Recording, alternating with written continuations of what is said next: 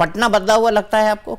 बहुत ज़्यादा पटना बदला हुआ नहीं लगता है, पटना ट्रांसफॉर्मेटिव वे में दिखता है, लेकिन बुनियाद जो है पटना की वो नहीं बदला है। बुनियाद मतलब अगर आप किसी भी सड़क के नीचे बड़े बड़े फ्लाईओवर बना दिए, लेकिन वहाँ जो गंदगी है चारों तरफ पटना में, वहां पे वो बिल्कुल कोई बदलाव नहीं। आई लव पटना करके पटना म्युनिसिपल कॉर्पोरेशन ने बड़ा सा लगा रखा है। हाँ, लगा लेकिन गंदगी जो है उसी तरह से आपको मिलेगी। आप किसी भी गली मोहल्ले में चले जाए, रेयर कुछ ऐसे चीजें हैं, तो वो चीज वहां पे बुनियाद आपको पान खा के थूकने के लिए वहां पे वो स्थिति वही है। देखिए कुछ चीज़ें नहीं बदलती है बिहार में, वो अभी नहीं बदली है।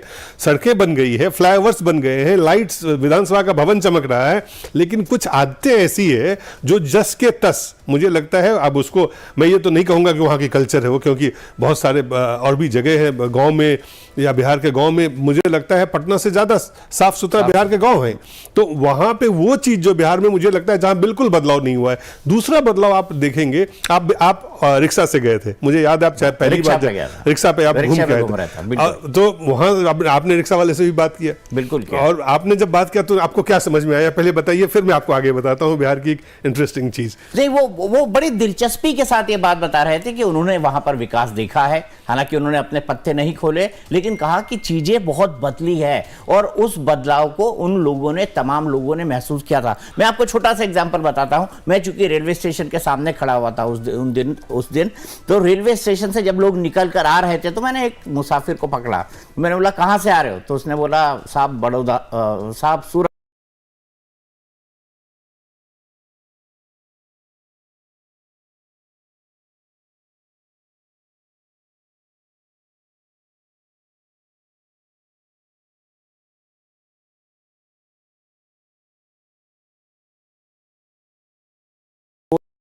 उन समझ आई कि भाई गरीब गुरबे के लिए भी बिहार के अंदर काफी काम हुआ है, कई सारी स्कीम्स का वो फायदा लेता हुआ दिखाई दिया।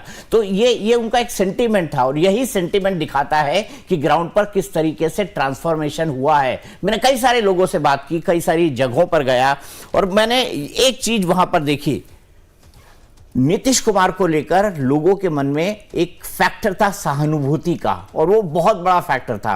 मैंने लोगों से पूछा नीतीश कुमार का स्वास्थ्य, तो उन्होंने कहा कोई दिक्कत नहीं है। मैं आपको एक छोटा सा एग्जांपल सुनाता हूं। एक महिला से पूछा गया कि भाई नीतीश कुमार, बोले अब तो बीमार हो गए हैं। तो बोले कैसे बीमार हो गए हैं? बोले भूल जाते हैं।